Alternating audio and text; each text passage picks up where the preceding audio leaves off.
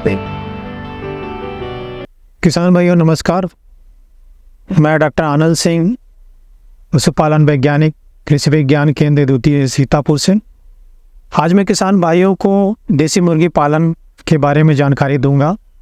देसी मुर्गी पालन एक सदाबहार मुर्गी पालन का व्यवसाय कह सकते हैं, क्योंकि जो है ये किसी भी तरीके से जल्दी प्रभावित नहीं होता है। बाज़ार में जो है मुर्गी पालन में जो आपके अंडे का दाम है, जो मांस का दाम है, वो समय समय पे थोड़ा बहुत ऊपर नीचे होता है, लेकिन देसी मुर्गी पालन इससे ज़्यादा प्रभावित नहीं होती है। चाहे आप किसी भी समय के ध्यान में रखें, चाहे कोविड के समय में भी जो है हमारा मुर्गी व्यवसाय यानी कुक्कुट व्यवसाय काफ़ी प्रभावित हुआ था, जिसमें देसी मुर्गी पालन ज़्यादा प्रभावित नहीं हुआ था।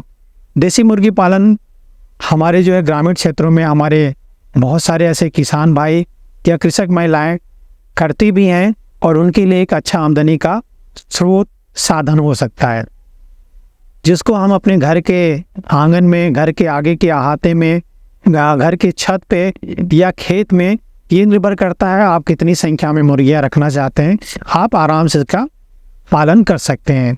अमूमन जो है लगभग 20 से लेकर 25 मुर्गियों से हमारे जो किसान भाई हैं या कृषक महिलाएं हैं लगभग 8 से 10 हज़ार रुपये का साल भर में आमदनी प्राप्त कर सकते हैं। यानी 20 से लेके आप अगर 25 जो है आप चूंजे लेके आते हैं देसी मुर्गियों के, तो आपको साल भर में जो है लगभग 8 से 10 हज़ार की आमदनी हो सकती है। इसमें विभिन्न प्रकार की जो है ब्रीड जो है, जो कह सकते हैं नस्ल जो है, वो हमारे विभिन्न संस्थाओं के द्वारा विकसित की गई हैं, जिसमें केंद्रीय पक्षी अनुसंधान संस्थान इज्जतनगर बरेली से द्वारा निकाली गई बहुत सारी ऐसी हमारी जो नस्लें हैं, जिसे किसान भाई कर भी रहे हैं और अच्छी आमदनी प्राप्त कर रहे हैं। उन नस्लों में जो है अगर हम जिक्र करते हैं जो देसी नस्लें हैं, उसमें आपका कारी देवेंद्रा, कारी निर्भीक, कारी श्यामा, कारी वनराजा, ये प्रमुख नस्लें हैं जिसे किसान भाई जो है बहुत पसंद कर रहे हैं। तो ये नस्ल की खासियत ये है कि हम ग्रामीण क्षेत्रों में जो है इनको थोड़ा मुर्गी दाना देके और ये चुग के, यानी बाहर कीड़े मकोड़े या सब्जी के छिलके या बचे हुए हमारे जो आहार हैं, उनको ये खा के जो है अपना शरीर यानी की वृद्धि और अंडा उत्पादन ये कर सकते हैं। इनको विशेष जो है रोग व्याधि के लिए हमें ज़्यादा टीकाकरण पे ध्यान देने की ज़रूरत नहीं है, लेकिन अगर आप बड़े स्तर पे अगर कर रहे हैं, टीकाकरण कर लेते हैं, तो निश्चित रूप से जो है इससे आपको जो नुकसान होने की संभावना भी है वो भी कम हो जाती है।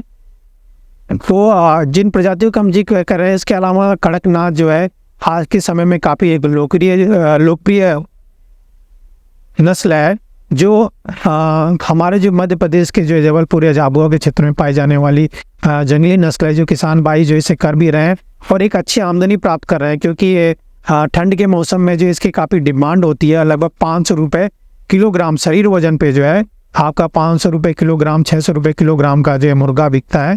एक मुर्गा लगभग जो है 1000 से लेके 1200 रुपये में आपको बिक्री हो जाता है। जबकि इस पे खर्च अगर देखेंगे तो वो 250 रुपये से लेके 300 रुपये का खर्च आता है। तो एक अच्छे जो है इसमें आमदनी मिलती है। साथ में चूँकि ये काफ़ी जो है कम बीमारी इसमें पक्षी में होती है, तो इसमें जो है मृत्यु दर भी काफ़ी कम होती है, किसान भाइयों को नुकसान कम होता है और फ़ायदा अधिक मिलता है। इसी तरह की एक नस्ल जो है कड़कनाथ से क्रॉस करके निकाली गई कारी श्यामा, चूँकि कड़कनाथ में जो अंडा उत्पादन साल में जो है वो 100 का होता है, और कारी श्यामा में लगभग 150 से अधिक अंडे उत्पादन, 150 से लेके 180 अंडे का उत्पादन है, और ये बिल्कुल कड़कनाथ के गुण लिए हुए मुर्गा है। तो किसान भाइयों को जो है इससे लगभग 1.5 गुना अधिक आमदनी मिल सकती है और तेज़ी से ये वृद्धि करता है कारी श्यामा जो है कड़कनाथ के अपेक्षा। तो ये भी जो है किसान भाई अपने पसंद के हिसाब से जो है नस्ल का चुनाव कर सकते हैं कि उन्हें जो है असील में चाहिए तो कारी निर्भीक है, कारी वनराजा है। अधिक जो है तेज वृद्धि करने वाला को देसी पक्षी चाहिए, अधिक अंडा उत्पादन करने वाला चाहिए तो कारी देवेंद्रा है। तो पक्षी का चुनाव जो है वो अपने पसंद के हिसाब से कर सकते हैं, और कितने आकार में करना है उसके हिसाब से कर सकते हैं।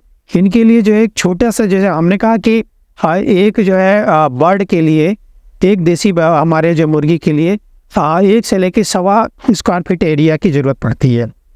1 से लेके 1.25 स्क्वायर फीट एरिया का आप ध्यान में रखते हुए जितनी संख्या में आप लेके आना चाहते हैं, अपने पक्षी को करना चाहते हैं, तो इस हिसाब से आप अपनी मुर्गीशाला का निर्माण करें और वैसी व्यवस्था करें।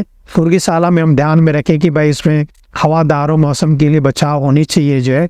विशेषकर जब बच्चों को चूजे को हम लेके आते हैं, जो डे ओल्ड 24 घंटे के चूजे होते हैं, तो उसमें जो है गर्मी और ठंड का जो है प्रभाव अधिक पड़ता है। तो उनके लिए जो है ब्रूडिंग के लिए व्यवस्था आपके पास होनी चाहिए। और ये जो देसी मुर्गियाँ होती हैं, अगर आप छोटी हैचरी भी ले लेते हैं आप 20 अंडे की 50 अंडे की, जो आपकी पोर्टेबल हैचरी होती हैं और फुल्ली ऑटोमेटिक होती हैं, जो आपके घर के इन्वर्टर की सहायता से भी चल सकती हैं, तो इससे एक आप अच्छा व्यवसाय, एक लगातार आप काम कर सकते हैं। और इन मुर्गियों के अंदर खासियत ये भी होती है कि कुड़क हो जाती है, यानी अंडा देना बीच में बंद करती है और अंडे के ऊपर बैठने लग जाती है। तो ऐसे में ये खुद भी जो है हैच कर सकती है, यानी अंडे से बच्चे निकालने में ये सक्षम होती है। तो ये नेचुरली यानी प्राकृतिक रूप से भी सक्षम होती है ये। तो इस हिसाब से जो है ये आपको लगातार एक कैसे, इसीलिए कहा कि सदाबहार आपको ये एक बार आप बच्चे लेके आएंगे और हमेशा आपके पास ये बच्चे बने रहेंगे और आपका व्यवसाय एक चलता रहेगा। इससे जुड़े हुए आप, जैसे हमने कहा कि अंडा भी बेचने का कार्य कर सकते हैं। देसी मुर्गियों के अंडे के अच्छे दाम मिलते हैं और इनके जो है मांस को भी आप, मुर्गियों को भी बेच के भी आप अच्छा आमदनी प्राप्त कर सकते हैं। और इसमें दाने की, जैसे हमने आपको बात कहा कि भाई दाने में आप जो है रेडीमेड जो है आपका मुर्गी दाना भी आता है, उनका भी प्रयोग कर सकते हैं। किसान भाई अपने घर पे भी आप मुर्गी दाने का निर्माण कर सकते हैं।